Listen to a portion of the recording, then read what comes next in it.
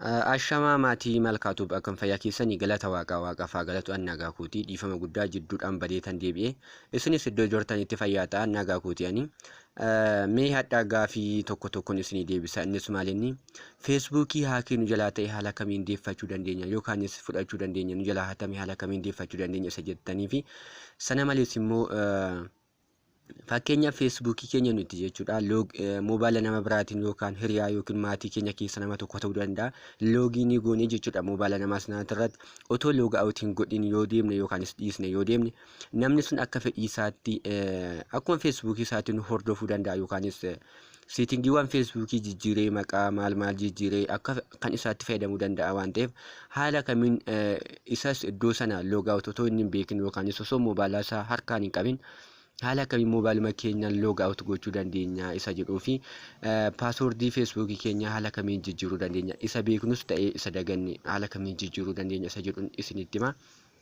Viidiyoo kanaan gadhumaa ilaalaa sana malees immoo namoonni amma kallattiidhaan chaanaalii keenyaatti dhufta kun malkaatuubii ani immoo caalaan jedhama subscribe gochuudhaan maatiinaaf ta'an isiniin jedha viidiyoo kana please laayikii tuqaa laayikiin tokko isiniif salphaa ta'uu danda'a wanta sakandii tokko isinitti hin fudhannedha anaaf immoo baay'ee viidiyoon kun akka namoota hedduu qaqqabu taasisaa fi jajjabina koo naa ta'a jechuudha kanaaf please laayikii tuqaa namoonni amma kallattii keenyaatti dhuftan subscribe tuqaa mee kallattumaan viidiyichaatti isinaa oofu.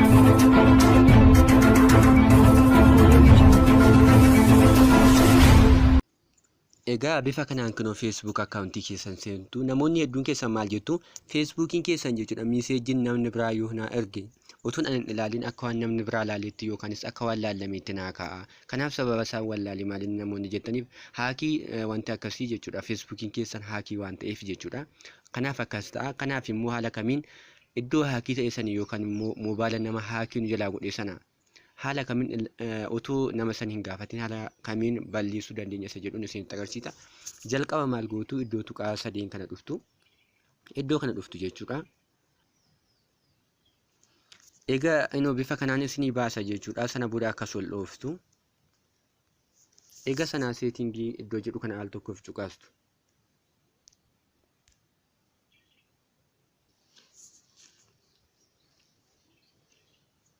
Egaa tuqnee kunoo wantoota kana nu baasa wanta as keessa waan fedhii keessanii waan ta'oota baay'eetu jira as keessa sirreeffachuu dandeenya jechuudha sana booda maal goona securitiin dalloogin isa jedhu kana tuqna jechuudha.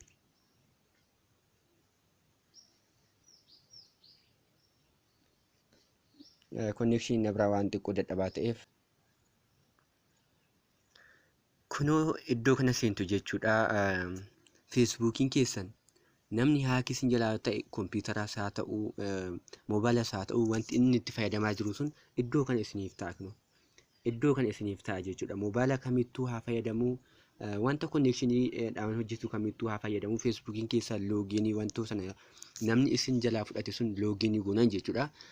Divaayizii keessa jala dhufee yookaanis feesbuukii seetingii keenya iddoo kana dhufee iddoo kana isinii ta'a jechuudha sana booda isin amma fakkeenyaafan iddoo kanatti jechuudha kompiitara kanatti banteettanaan jedha iddoo kana naaf kaa'ee jira namni kun amma akkuma kootiitti fayyadamaa jira sana malees immoo active now iddoo jedhu kun moobaayila kan kootii amma itti fayyadamaa jiru active now jedhaan jechaa jira kanaaf Linux Adaama Itoophiyaa jedha iddoo namni sun isiniif haakii sin jalaa godhe iddoo namni sun taa'ee fayyadamaa jiru jechuudha iddoo san waliin sa'aatii inni fayyadame san waliin iddoo kana isinii kaa'a jechuudha kanaaf isin maal gochuu qabdu iddoo kana kan keessan moobaayilota baay'eedhaan baname iddoo kanatti jala kanatti jechuudha device all isin jechuu danda'a kan koo fakkeenyaaf wanta kana qofaatti waan banamee jiruuf naaf hin baasne jechuudha kanaaf isuma kana iyyuu haala kamiin balleessa ani fakkeenyaaf tokko waan taateef tokkittii kana iddoo tuqaa kanaa hin tuqa jechuudha isiniifis akkasumatti isinii baasa kan feetan irratti dhiistanii kan feetan immoo balleessuu ni dandeessu jechuudha kanaaf iddoo kana tuqa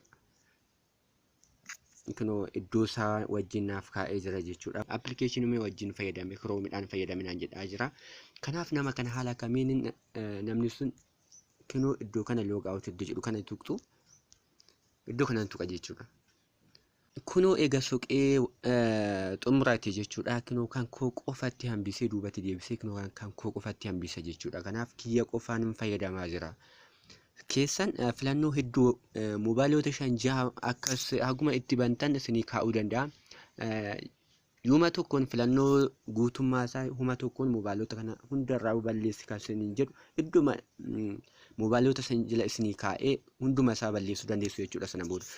Sana booda maal gochuu qabdu? Namni sun jechuudha, namni isin wajjin fayyadamaa ture yookaanis namni haakii isin jalaa godhe sun paaswoordii keessan waan beekuuf tasa beekuu danda'a. Isin daftanii paaswoordii feesbuukii keessanii jijjiiruudhaa qabdu jechuudha. Inni lammataa maal inni change password jedha. Inni namootni hedduun keessan wanta kana ni gaafatu. Change password iddoo jedhu kana inni tuqna jechuudha. Sana booda kunoo bifa kanaan isinii banaa. Kun maaliif fayyadaa? Forgoot gochuu ni dandeessu. Fakkeenyaaf namni bilbila qabdan yookaanis lakkoofsa sarara bilbilaa qabdan forgoot gochuu ni dandeessu otoo idduma kanaayyuu hin seenin.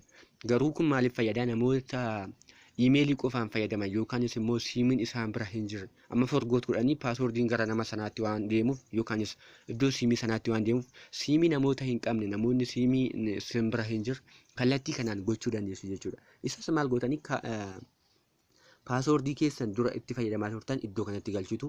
Isa lammataa immoo kan jijjiiruu heddan sana jechuudha. Kan godhachuudha feetan sana iddoo kanatti galchitu. Sana booda ammas kunoo idduma kana isa asii kana dabaltanii iddoo kanatti galchitu. Sana booda seevii kunoo jala kana jira.